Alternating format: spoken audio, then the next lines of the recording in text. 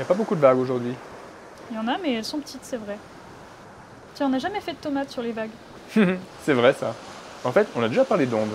Tu vois, la superposition, la diffraction, l'interférence, l'équation des ondes, on en a parlé un peu. Oui, c'est vrai, mais j'ai l'impression que les vagues, c'est plus complexe. J'ai l'impression que même si on connaît les ondes, on ne connaît pas encore vraiment les vagues. C'est probablement vrai. Il y a des questions à se poser, par exemple, pourquoi elles arrivent face à la plage?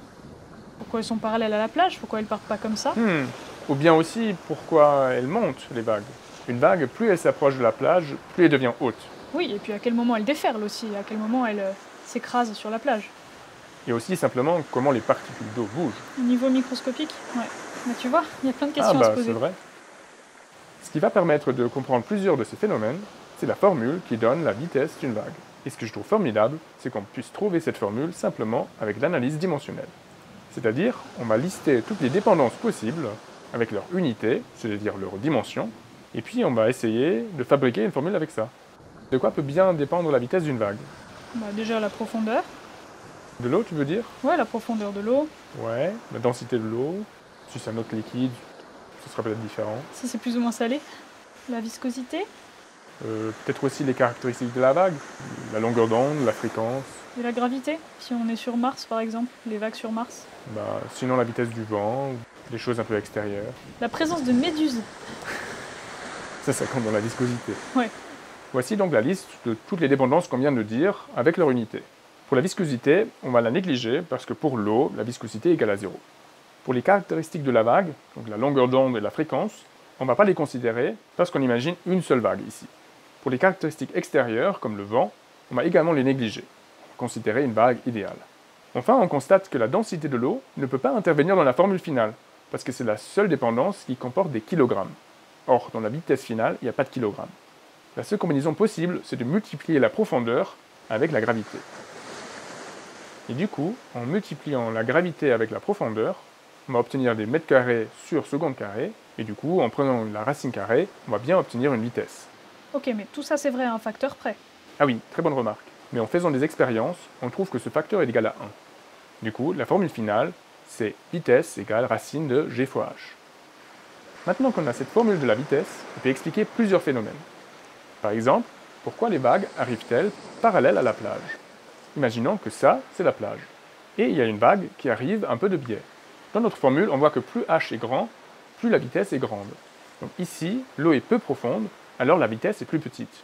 Par contre ici, l'eau est plus profonde, du coup la vitesse va être plus grande. Du coup, la vague va naturellement tourner et arriver parallèle à la plage. Un autre phénomène qu'on peut expliquer maintenant, c'est pourquoi les vagues vont grandir en s'approchant de la plage. Comme on vient de le dire, plus la vague s'approche de la plage, plus elle va ralentir. Mais son énergie totale va rester la même, c'est la conservation de l'énergie. Puisqu'elle ralentit, son énergie cinétique va diminuer, et du coup il doit y avoir une autre énergie qui augmente. Ça peut être soit l'énergie potentielle, ou bien l'énergie interne, le mouvement des particules. L'augmentation de ces deux énergies va entraîner la vague à grandir. Avoir plus d'énergie potentielle signifie que la vague est plus haute, et si les particules d'eau bougent plus rapidement, en particulier ils vont bouger plus verticalement, à nouveau on va avoir une vague qui monte. Donc la vague, elle monte, et puis au bout d'un moment, elle arrive sur la plage, elle s'écrase, elle déferle. Alors ça arrive dans deux cas.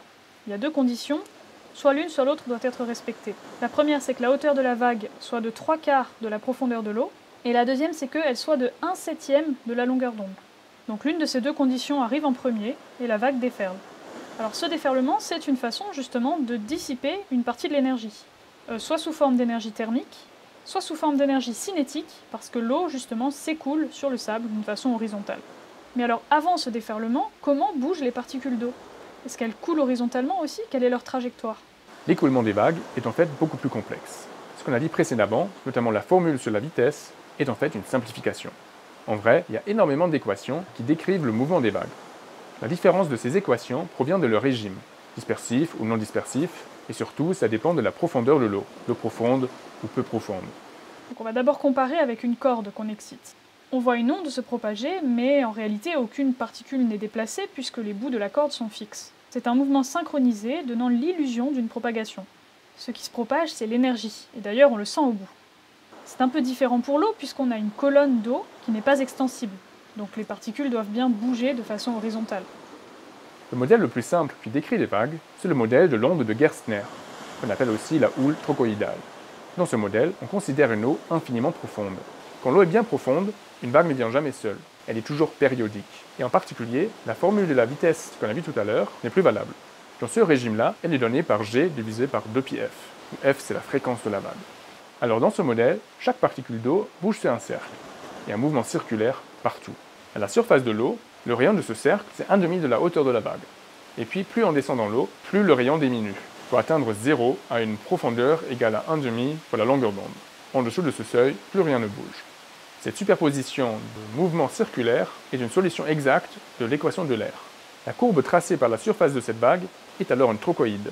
C'est un mouvement qu'on obtient en superposant un mouvement rectiligne uniforme avec un mouvement circulaire. Comme pour la propagation de la corde, qu'on vient de voir, dans ce régime, c'est surtout l'énergie qui est propagée à travers la vague. Et finalement, il y a très peu d'énergie dans le mouvement des particules qui bougent sur des cercles qui sont relativement petits par rapport à la propagation de la vague. Ce modèle reste assez théorique. L'eau n'est jamais infiniment profonde. Une première modification qu'on peut faire, c'est ce qu'on appelle la dérive de Stokes. Une particule dans son mouvement circulaire bouge un peu plus vite quand elle est en haut que quand elle est en bas. Elle va bouger sur un cercle, mais elle va se décaler un petit peu. Elle va dériver un peu. Donc le mouvement final, ça va plutôt ressembler à une spirale. Quand l'eau est peu profonde, en particulier quand la profondeur est inférieure à la moitié de la longueur d'onde, le mouvement circulaire va devenir un mouvement en ellipse. En particulier, il y a un mouvement sur le sol qui donne une friction qui va faire en sorte que la vague va ralentir.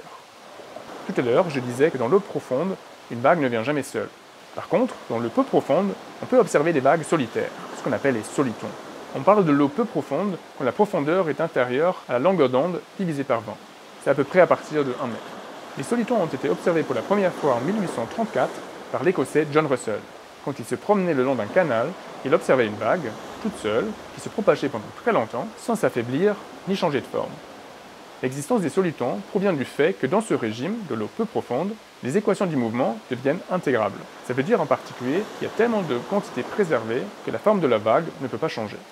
Cette stabilité de la vague est tellement forte que quand il y a deux solitons qui se rencontrent, ils vont interagir, mais à la fin, ils vont repartir sans avoir changé de forme. La forme typique d'un soliton, c'est le graphe de la fonction 1 sur cosinus hyperbolique au carré.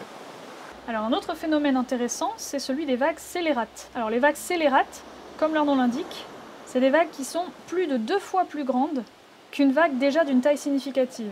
Donc c'est des vagues qui font des dégâts énormes, qui sont très impressionnantes.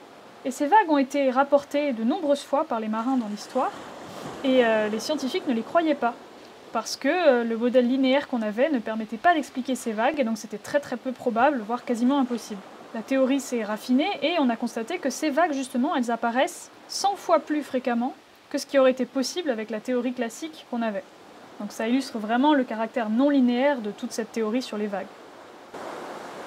Eh bien, on n'a pas fait tout le tour du sujet, mais on a quand même appris pas mal de choses autour des vagues. Et j'espère que vous aussi. On vous souhaite une belle fin d'été et bon courage pour la reprise.